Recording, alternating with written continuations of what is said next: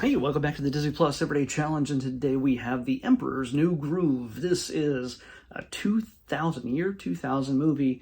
It is an hour and 23 minutes long, and it stars David Spade, John Goodman, Eartha Kitt, Patrick Warburton, Wendy Malick. That's just to start. That's pretty much the main cast. It's a tight, small cast, but everybody gets to shine in this. This is one of Disney's sort of unconventional experiment films that I don't know if it really got the attention that, say, a princess movie normally would. In the renaissance of Disney animation in the 90s. It started with, well, technically 80s, with Little Mermaid and Beauty and the Beast and Lion King and all those other things, princess and anthropomorphic talking animals. This is, well, it does certainly have as an anthropomorphic talking animal in the form of Kuzco, who gets turned into, who is the great emperor of a Mesoamerican empire, and he gets turned into a llama by accident. This is, like I said, it's a big cast. It is an unconventional film, and it kind of has this really strong cult following. Like I said, it's weird. It's one of the strange. Doesn't fit the normal format you normally would see at that time of Disney films. You got this in Lilo and Stitch maybe a year or two later. And that's also another very strange one, because you don't get a princess in it. Lilo, sure, but she's not really a princess. She's just a little kid who is just wonderfully weird, and she meets an alien. So in this, this is all about big, modern, zingy comedy. This is the kind of thing that I think grew out of a lot of 90s era cartoons, and even just the style of animation. It's just the way the characters are made. They're very angular. They're not soft and pretty. Like, the mom,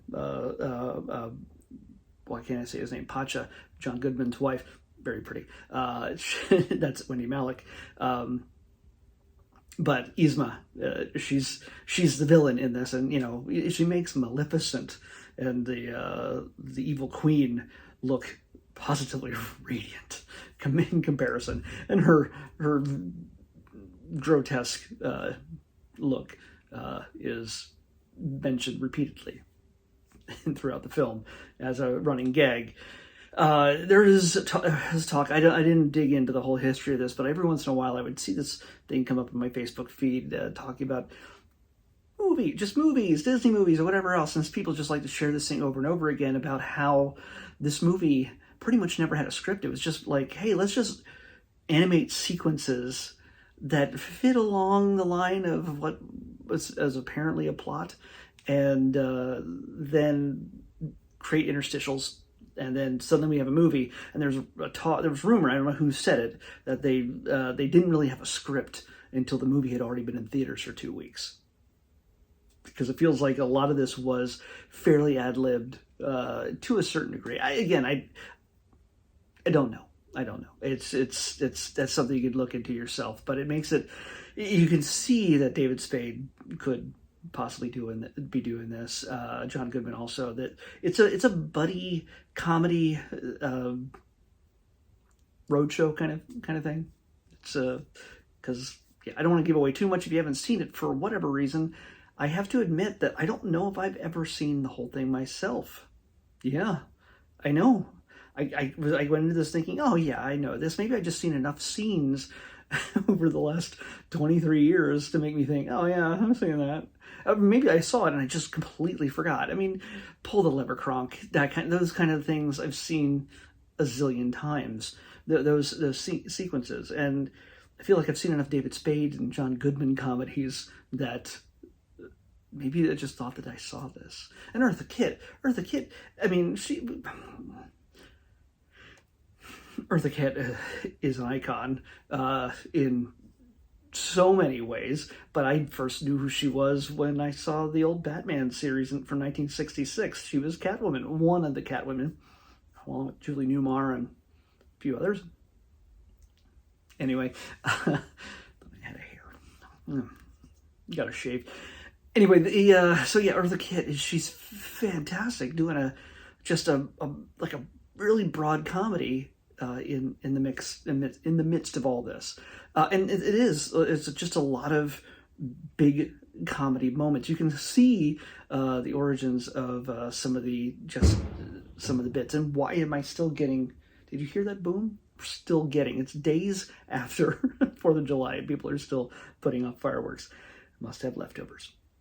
And so yeah, we got just an amazing cast. We got some music. Tom Jones does the music we hear at the very beginning that kind of introduces the character and everything that Kuzco is. Tom Jones, and then we have Sting finishing off the end of the movie, the credits, with some kind of Sting-like power ballad. It just, there was an era in which, well, maybe it still exists to some degree, but every movie seemed to always have to come with a radio-friendly adult contemporary music power ballad type song that you would think Sting would sing, of course, or you'd get Peebo Bryson, if you even know who that is, but you get whatever. It's just people just either doing a duet when it's after a big romantic song, or something about friendship from Sting. It's so cliche, and I don't know if we even do that anymore. Usually, if it's a musical, it'll just reprise the music from whoever was singing in the film. Like Idina Menzel will, sing the music, or Kristen Bell sing music from Frozen, in over the credits, whatever. Or maybe a pop star would do a version of the existing song, not just a song we didn't hear anywhere else in the movie and just suddenly plopped in to, I guess, have radio synergy. I don't know. Music charts were weird back then. It somehow they're like, oh, well, that new Disney movie has a pop song in it. Well, we're going to have to start playing that on the radio, and maybe they'll get visibility for the movie. And it just, whatever. It doesn't matter. It's just really weird. You just never know what you're going to get in these late 90s, 80s, or late 90s and early 2000s, that kind of music. But it's indicative of its time. To go into all the comedy bits and all the comedy sequences, it's just too much, because there's a lot. We get a fourth wall breaking main character who does the narration for most of the film, and sometimes interacts with himself, two different versions of himself at the same time. Yeah. As the narrator and the character he's narrating over, they interact at times. So yeah, before Deadpool was doing it, Kuzco was doing it. So it's this, like I said, this is a big, broad, just big, crazy comedy that's just not in the same realm as what we were getting not even 10 years before, with all the big blockbuster films. And that's all right. It's mixing up the whole, giving some variety to the kind of films you're making. And it was at a time that also that it was, Pixar was on the rise. With every movie they released, they brought another blockbuster, and Disney animation itself was not necessarily as prominent as it had been in the early 90s. So they were going against what had worked before. I don't know. It's a bit of an experiment, and I think this is well worth it. This is I don't think this is the kind of movie that we see as having historic, impactful relevance, like Lion King. Everybody's just like, oh my gosh, Lion King. That's like a big iconic film. This is meant for the people who like Adult Swim, and also grew up just watching just crazy shows on Cartoon Network or Disney Channel, or what's the other one? Nickelodeon and things like that. It just has that manic type of style that appeals to adults and children. And there's jokes and humor that children will not get. There's nothing cruder body. I think there's a temptation to it at certain points, and you can probably want to read stuff into it if you want, but I don't think there's anything body at all. In this, also, one of the great things is the relationships. You can kind of figure out that this is going to be a story about somebody learning a lesson about their own selfishness and greed, which is Kuzco. He's, as far as he knows, the ruler of the world, and everything's about him. He's the center of the world, and he's getting to learn what it is to be kind and what it is to be generous and have friends, which he did not have before. And the only people who were close to him were either idiots or really ready to kill him. So, for their own power and greed. And in Pacha, he finds a friend, even as much as he fights it, and because he needs somebody, and somebody needs him at the same time. And yeah, I'm not really giving away the story. You kind of figure where this is going to go. If somehow he is unchanged by the end of the film, I think it would probably not be as popular.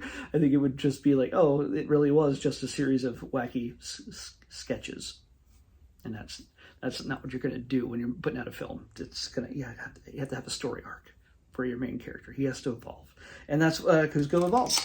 And we get an animated series out of this. And did we get a sequel? Did we already watch the sequel? I don't know. It's, we get Kronk's New Groove. Yes, we did get a sequel. Kronk's New Groove. And hey, why not focus on Kronk as Patrick Warburton, who we hear as he is, out of any of these people, he has the longest, biggest career in voiceover work. He is Brock in Venture Brothers. He is, my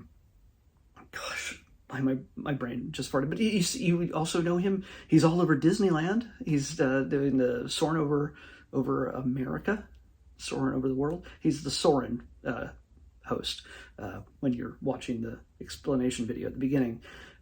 He's also one of the robots in Star Tours at the very end. He's scanning you. So he's a Disney. He should be a Disney icon by now. If somebody hasn't given him the Disney icon status, we need to get in on that pretty quick, because he is, yeah. Well, he's also the first live action Tick. So yeah, you can hear him just about everywhere, and he does commercials and everything else. So he's in a bunch of other, of course, Disney films and animated series throughout the world, but throughout history, Disney history. And so, yeah, it's worthwhile checking all those things out. If you've never seen it, as I have to admit that I probably have not seen it, this is a treat. This is just absolute crazy fun. Yeah. It's worth your time. To say that is an understatement. So check it out. Let's pick tomorrow's episode. 242. 242. 242.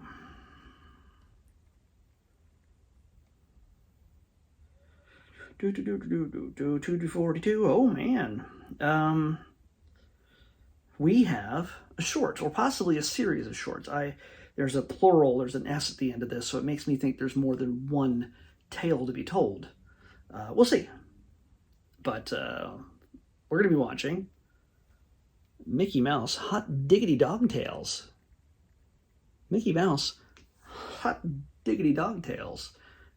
It's good. We haven't had a short in a really long time. So it's about time. I'll see you back here tomorrow with Mickey Mouse Hot Diggity Dog Tales on the next Disney Plus Everyday Challenge. I'll see you. Bye.